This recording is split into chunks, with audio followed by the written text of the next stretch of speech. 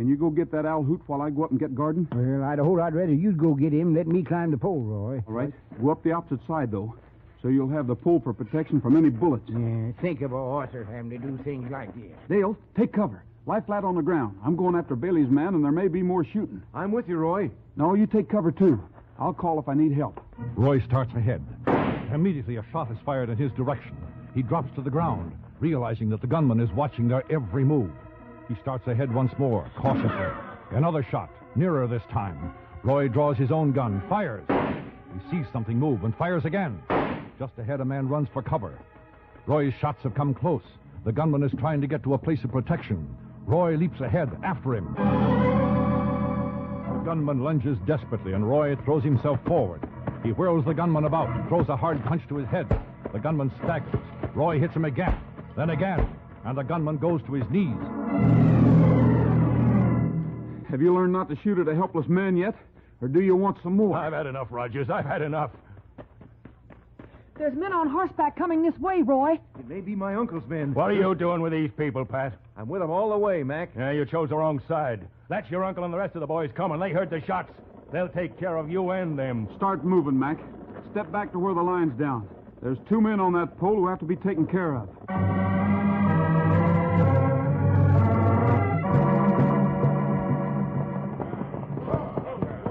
Dale, Pat, keep out of sight.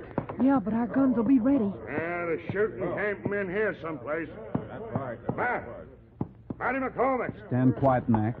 Bailey stationed him here for the night. Doesn't answer. That means he's in trouble. Don't move, Mac. Couple of you fellas scout around. Be careful. See if you... Hey, on that pole. 2 men. They've seen Jonah and Gordon. Yeah. Maybe I can do something. My uncle's in... Forget those 2 men, Fred. We've got guns over here. Hey, listen, wait a minute. That sounded like Roy Rogers. That's exactly who it is. Don't shoot! Whatever you do, Fred, don't shoot. Rogers has a gun in my back. Mac's telling the truth. We're holding him here until the 2 men on the telegraph pole get down safe. One move against them, and I'll pull the trigger. Hey, you're bluffing, Rogers. Try something and see. All right, Jonah, bring Gordon on down. I don't believe anybody will try to interfere. You betcha, Roy. May take us a couple of minutes, but we'll get there. Men peer through the darkness at the shadowy figures on the telegraph pole. Evil men like Fred Apt and the other Bailey riders. A few feet away, Roy holds a gun on Matty McCormick. Dale and Pat Sullivan stand ready for action. Slowly, very slowly, and painfully, Jonah struggles to lower the wounded lineman. Yeah, you better tell him to hurry, Rogers. I can't hold my men in check very long. You'd better, Fred. If you want your men to live. An almost impossible job lowering a wounded man. Jonah must depend upon the safety belt and his own strength. Roy and Dale are tense, afraid the 2 men may fall, afraid the darkness may cover some sudden action by the outlaw riders. Roy, will it be all right if I go over and see what I can do to help Jonah with Gordon when they get down? Good idea. Go ahead. I'll go with you, Dale. Jonah is nearing the ground as Dale and Pat approach. They take the wounded man in their arms. Jonah drops the last few feet to the ground. All right, Roy. All right, we're down. Head out down, Rogers. I'm still running this show. Dale, get Trigger, will you? Sure, Roy. Take him over there and put Gordon on his back. We'll have to trust Trigger to take him to town and hope that somebody there will get a doctor. Well, I'll be glad to ride him in, Roy. I'm afraid I can't spare you, Jonah. We've still got this bunch to look after. Well, I just thought I'd let the doc look at the inside of my knees while I was there. I got skinless knees now, you know. That pole ain't been sanded. Hey, look, Rogers, how about me? Those hombres are off the pole. You said when they got down, I'd Just be stay right where you are, Mac. I'll tell you when you can move. Pat and I have Gordon ready, Roy. Okay. Trigger fella, head for town. Get going for it. Go on, fella. Okay, Rogers. What about us now? Where do we get off? You don't for a while. I'm holding you there until Trigger has a good start. And then? Then I'll turn you over to my partners while I climb up and fix that line. Because the line is going to be fixed before we leave here. Roy, isn't that someone else coming this way? Sure sounds like it. Roy, that rider, it's my uncle, I think. Sure it is. Ed Bailey himself. I'm afraid you'll have to stay right here for a little while longer, Mac. We may be in for a little fun. What's going on, Fred?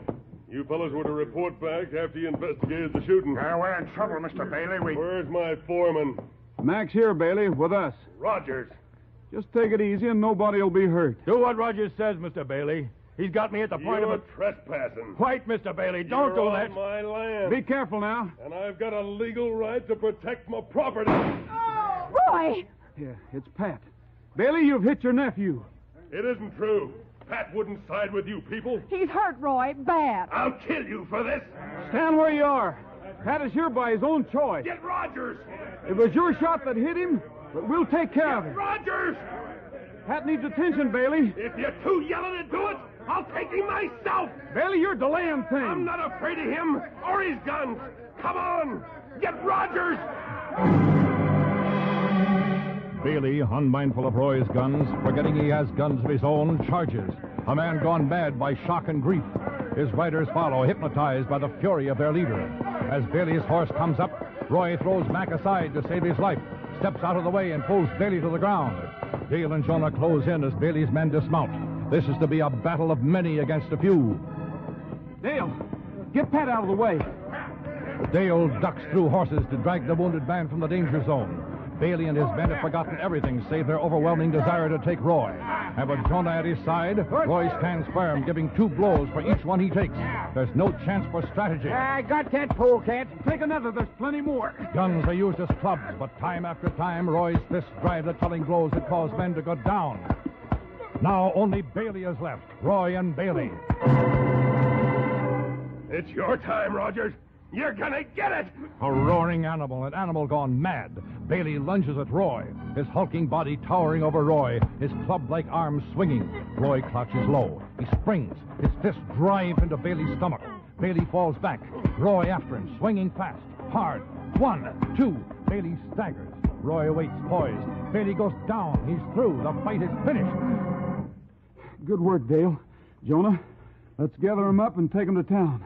We'll fix that line first. Yeah, I know. The line's fixed, Roy. I fixed it when I was up the pole with Gordon. That's great, Jonah. We'll take them in and see whether we go to jail for trespassing or they go for trying to kill.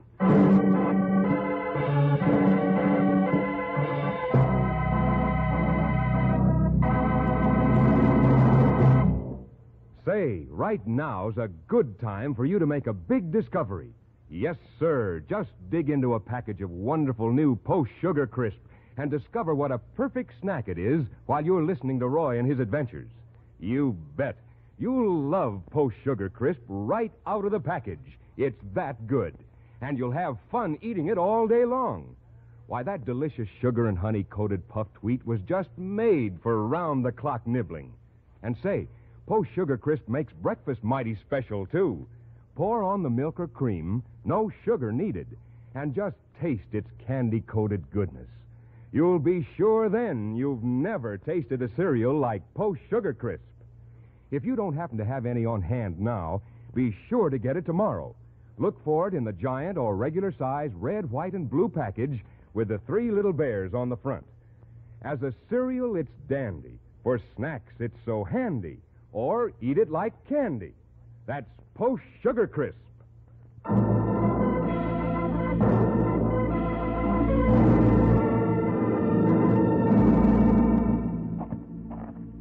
Bailey's in pretty bad shape. He should be. The shape he's in is his own doing. His nephew meant more to him than his land, money, or anything else. And then to have shot the boy. I don't know what may happen to him if Pat dies. You mean as far as he himself is concerned? His mind. From the standpoint of the law, both he and Mac will probably go on trial for attempted murder. It's a bad business. And from what Bailey said on the way here, the whole thing started just because he wanted Dick Harris fired. That's it. Well, Bailey's always had his own way, running over people. He must have known as well as anybody else that the telegraph company has a right to service their line. Of course he did. How's Pat, Jonah? Did you find out? Yeah, the bullet's out. And Gordon's fixed up, too. But the doc is mad enough to tear up his diploma. The doc is? Yeah, says people are plumb ungrateful to go shooting each other when he's so busy taking care of storm victims. Jonah, Oh, howdy, Tin Star. I understand you are an author. Mm-hmm. And that you're writing a book about the people you've met and the experiences you've had with them. Is that right? Well, Sheriff, your words is all right, but the tune you're singing sounds like a war song. Is that right? Answer me. Well, what do you want to know for? Because I found 5 pages of scribbling out in the street. Oh, good. Jonah's been worried about those, Sheriff. Yeah, Well, Tin Star, I will give you a reward. Wow. Just a minute. Let me quote. This polecat was known as Missing Matthew to some, 'cause his shots always went wild.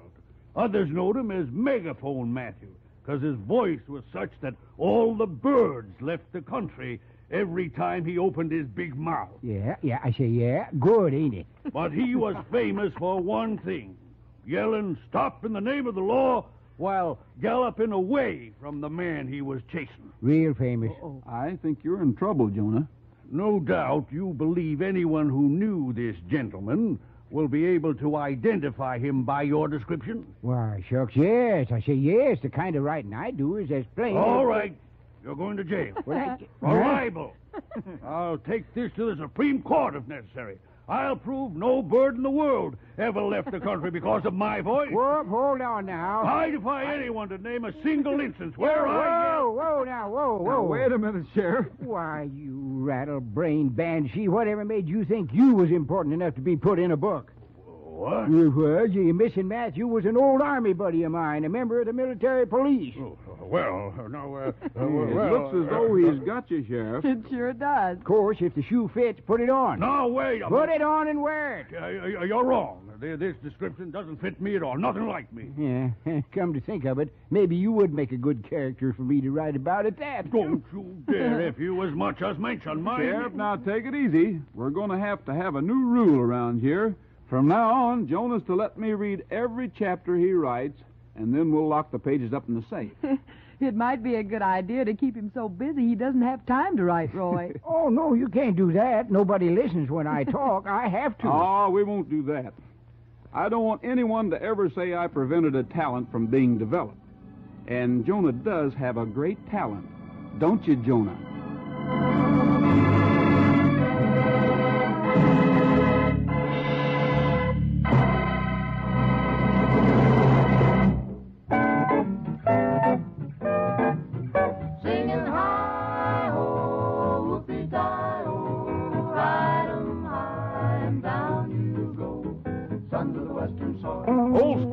Paint was the devil's saint, and his eyes were a fiery red. Good men have tried this horse to ride, and all of them are dead. Now, I won't brag, but I rode this nag till his blood began to boil. Then I hit the ground and ate 3 pounds of good old western soil. Singing hi-ho, whoopie-di-ho, ride 'em high and down you go, sons of the western soil. Singing hi-ho, whoopie-di-ho, ride 'em high and down you go, sons of the western soil. I swore by heck I'd break his neck for the jolt he gave my pride. I threw my noose on that old cayuse and once more took a ride. He turned around and soon I found his head where his tail should be. So I says I, perhaps he's shy or he just don't care for me. Singing hi-ho, whoopie-di-ho, ride 'em high and down you go, sons of the western soil. Singing hi-ho, whoopie-di-ho, ride 'em high and down you go, sons of the western soil.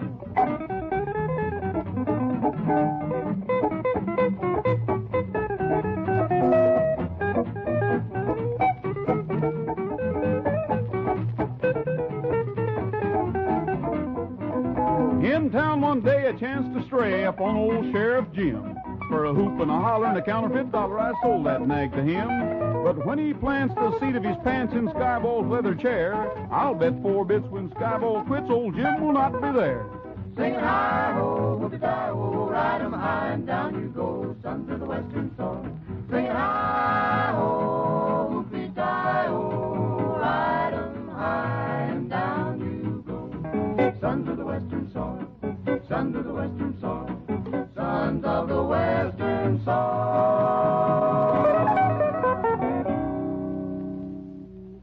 That's all for now, folks. This is Roy Rogers saying to all of you, from all of us, goodbye, good luck, and may the good Lord take a liking to you. See you next week. Happy trails to you until we meet again. Happy trails to you.